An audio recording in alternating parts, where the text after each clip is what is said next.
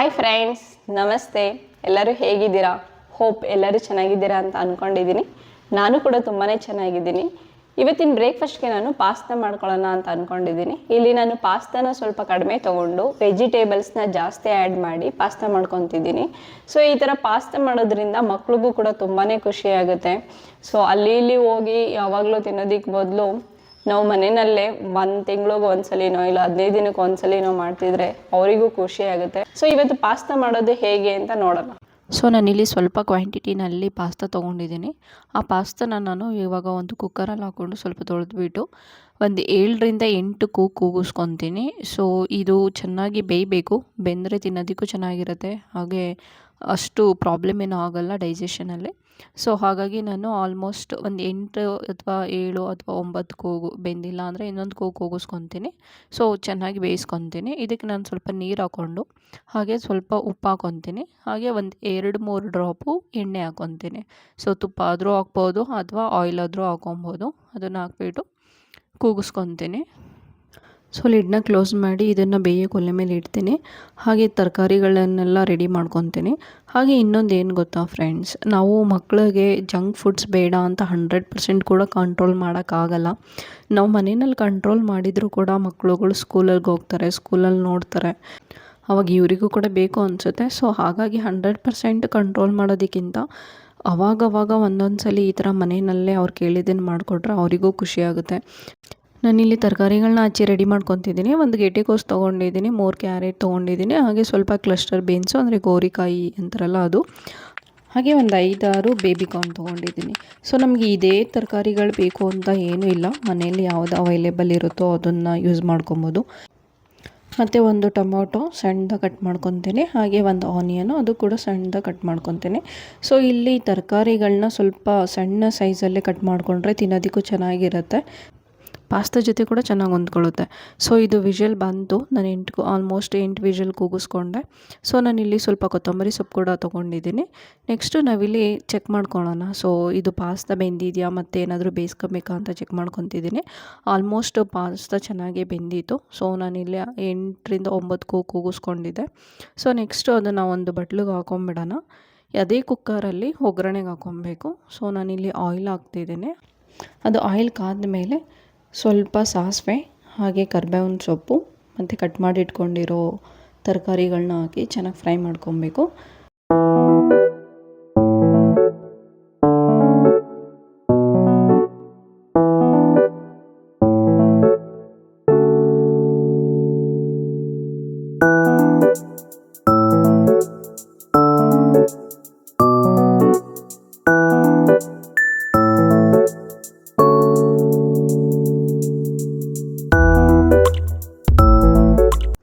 So ಕರಿಬೇವಿನ ಸೊಪ್ಪು ಹಾಗೆ ಆನಿಯನ್ನು 2 ಕೂಡ ಹಾಕ್ಕೊಂಡು ಫ್ರೈ ಮಾಡ್ಕೊತಾ ಇದ್ದೀನಿ. ಆನಿಯನ್ನು ಸ್ವಲ್ಪ ರೆಡಿಶ್ ಬರೋ ತನಕನೇ ಫ್ರೈ ಮಾಡಬೇಕು, ಪಾಸ್ತಾ ಕೂಡ ಟೇಸ್ಟಿಯಾಗಿರುತ್ತೆ. ಹಾಗೆ ನೆಕ್ಸ್ಟ್ ನಾನಿಲ್ಲಿ ಟೊಮೊಟೊ ಹಾಕ್ಕೊಂಡು ಟೊಮೊಟೊ ಕೂಡ ಚೆನ್ನಾಗಿ ಬೇಯೋ ತನಕ ಫ್ರೈ ಮಾಡ್ಕೊತೀನಿ. ಸೊ ಇಲ್ಲಿ ಸ್ವಲ್ಪ ಬೇಗ ಬೇಯಬೇಕು ಅಂದರೆ ಒಂದು ಸ್ವಲ್ಪ ಉಪ್ಪು ಆ್ಯಡ್ ಮಾಡಿಕೊಂಡ್ರೂ ಕೂಡ ಟೊಮೊಟೊ ಚೆನ್ನಾಗಿ ಬೇಯುತ್ತೆ. ಹಾಗೆ ಒಂದು ಮಾತು ಫ್ರೆಂಡ್ಸ್, ನಮ್ಮ ಡೇನ ನಾವು ಹೇಗೆ ಪ್ರಾಡಕ್ಟಿವಿಟಿಯಾಗಿ ಇಟ್ಕೊಬೇಕು ಅನ್ನೋದಕ್ಕೆ ಈ ಮೆಥಡ್ ತುಂಬಾ ಯೂಸ್ ಆಗುತ್ತೆ ಅಂತ ಹೇಳ್ಬೋದು. ಸೊ ಏನಂದರೆ ಸಿಂಪಲ್ಲು ಒಂದು ನೋಟ್ಬುಕ್ನ ಮೇಂಟೈನ್ ಮಾಡ್ಕೊಬೇಕು. ಆ ನೋಟ್ಬುಕ್ಕಲ್ಲಿ ನೀವು ರಾತ್ರಿ ಮಲಗೋದಕ್ಕೆ ಮೊದಲಾಗಿರ್ಬೋದು ಅಥವಾ ಬೆಳಿಗ್ಗೆ ಎದ್ದ ತಕ್ಷಣ ಆ ದಿನದಲ್ಲಿ ನೀವೇನೇನು ಮಾಡಬೇಕು ಅಂದ್ಕೊಂಡಿರ್ತೀರ ಅದನ್ನೆಲ್ಲ ಒಂದು ಲಿಸ್ಟ್ ಮಾಡ್ಕೊಳ್ಳೋದು. ಸೊ ಅದರಲ್ಲಿ ಪ್ರಿಯಾರಿಟಿ ಆಗಿರೋದನ್ನ ಫಸ್ಟು ಲಿಸ್ಟ್ ಮಾಡ್ಕೊಬೇಕು, ಹಾಗೆ ಆ ಕೆಲಸಗಳನ್ನ ಫಸ್ಟು ಮುಗಿಸ್ಬೇಕು. ಸೊ ನಾವು ಹಾಗೆ ಮಾಡಿದಾಗ ನಮ್ಮ ಮೈಂಡು ಕೂಡ ರಿಲ್ಯಾಕ್ಸ್ ಆಗಿರುತ್ತೆ. ಸೊ ನಿಮ್ಮ ಮೈಂಡು ರಿಲ್ಯಾಕ್ಸ್ ಆಗಿತ್ತು ಅಂದರೆ ನಿಮಗೆ ಇನ್ನೂ ಹೆಚ್ಚು ಕೆಲಸ ಮಾಡೋದಕ್ಕೂ ಕೂಡ ಇಂಟ್ರೆಸ್ಟ್ ಬರುತ್ತೆ. ಈ ಮೆಥಡ್ನ ಟ್ರೈ ಮಾಡಿ ನೋಡಿ ಫ್ರೆಂಡ್ಸ್, ವರ್ಕ್ ಆಗೇ ಆಗುತ್ತೆ ಅಂತಲೇ ಹೇಳ್ಬೋದು. ಇಲ್ಲಿ ನಾನು ಕಟ್ ಮಾಡಿ ಇಟ್ಕೊಂಡಿದ್ದ ತರಕಾರಿಗಳನ್ನೆಲ್ಲ ಆ್ಯಡ್ ಮಾಡ್ಕೊತಾ ಇದ್ದೀನಿ. ಹಾಗೆ ಸ್ವಲ್ಪ ಉಪ್ಪನ್ನು ಆ್ಯಡ್ ಮಾಡಿಕೊಂಡು ಫ್ರೈ ಮಾಡ್ಕೊತೀನಿ. ಸೊ ಉಪ್ಪನ್ನು ಆ್ಯಡ್ ಮಾಡಿ ಫ್ರೈ ಮಾಡೋದ್ರಿಂದ ತರಕಾರಿಗಳು ಕೂಡ ಸ್ವಲ್ಪ ಬೇಗನೆ ಬೇಯುತ್ತೆ.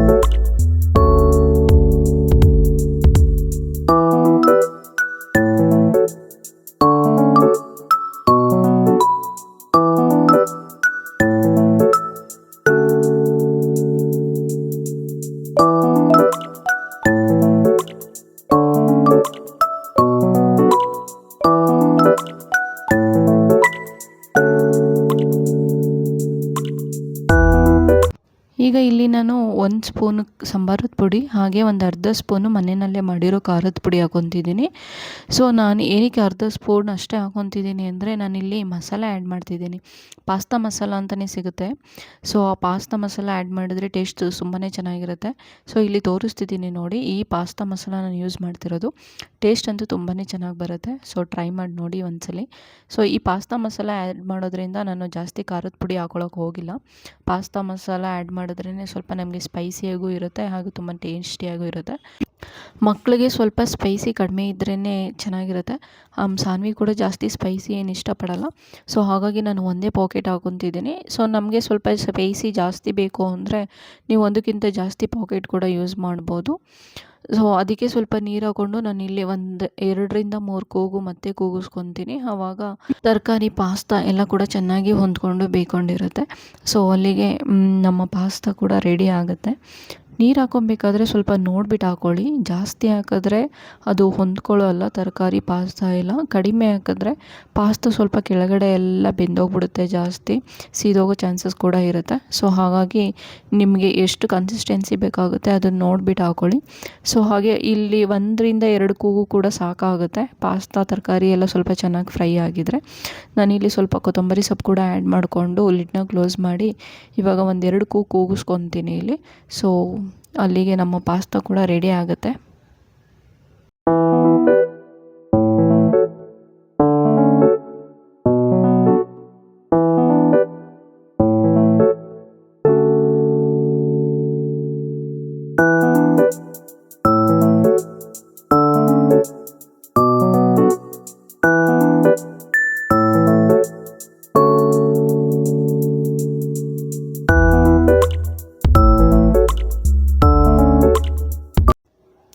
ಸೊ ನಮ್ಮ ಸಾನ್ವಿನೂ ಎದ್ದು ರೆಡಿಯಾಗಿ ಅವಳು ಎಕ್ಸಸೈಸಸ್ ಎಲ್ಲ ಮಾಡ್ಕೊತಿದ್ದಾಳೆ. ಸೊ ಆಲ್ಮೋಸ್ಟ್ ಡೈಲಿ ನಾವು ಎಕ್ಸಸೈಸಸ್ 30 ಮಿನಿಟ್ಸ್ ಆದರೂ ಮಾಡಬೇಕು. ಅಟ್ಲೀಸ್ಟ್ ಎಕ್ಸಸೈಸಸ್ ಆಗಿಲ್ಲ ಅಂದರೂ ಕೂಡ 30 ಮಿನಿಟ್ಸ್ ವಾಕ್ ಅಂತೂ ಮಾಡಲೇಬೇಕು. ಸೊ ಇವಾಗಿನ ಬ್ಯುಸಿ ಡೇಸಲ್ಲಿ ಎಕ್ಸಸೈಸ್ ಮಾಡೋದಕ್ಕೆ ನಮಗೆಲ್ಲ ಟೈಮೇ ಸಿಗಲ್ಲ. ಆದರೂ ಹೇಗಾದರೂ ಒಂದು 30 ಮಿನಿಟ್ಸ್ ಫ್ರೀ ಮಾಡಿಕೊಂಡು ಎಕ್ಸಸೈಸಸ್ ಮಾಡಿದ್ರೆ ನಮ್ಮ ಬಾಡಿ ಕೂಡ ಫ್ಲೆಕ್ಸಿಬಲ್ ಆಗಿರುತ್ತೆ. ನಾವು ಕೂಡ ತುಂಬಾ ಆ್ಯಕ್ಟಿವ್ ಆಗಿರ್ತೀವಿ ಅಂತಲೇ ಹೇಳ್ಬೋದು. ಸೊ ಸಾನ್ವಿದು ಆಲ್ಮೋಸ್ಟ್ ಎಕ್ಸಸೈಸಸ್ ಎಲ್ಲ ಮುಗೀತು. ನಂಗೆ ಕರೀತಿದ್ದೆ ಬ್ರೇಕ್ಫಾಸ್ಟ್ ತಿನ್ಕೊಳ್ವೆ ಬಾ ಅಂತೇಳಿ.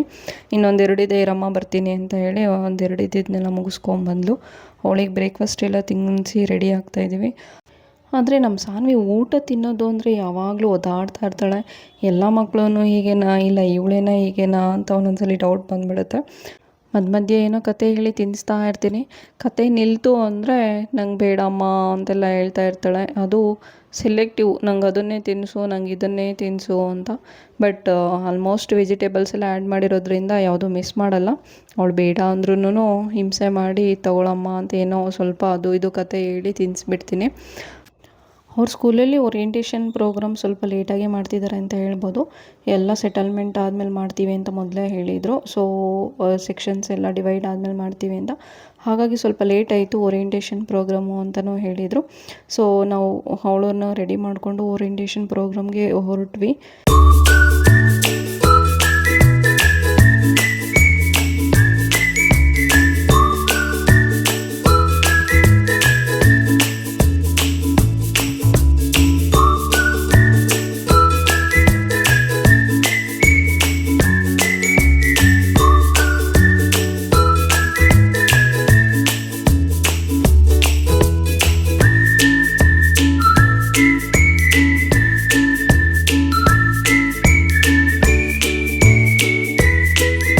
ಪ್ರೋಗ್ರಾಮ್ ಮುಗಿಸ್ಕೊಂಡು ಹೊರಟ್ವಿ.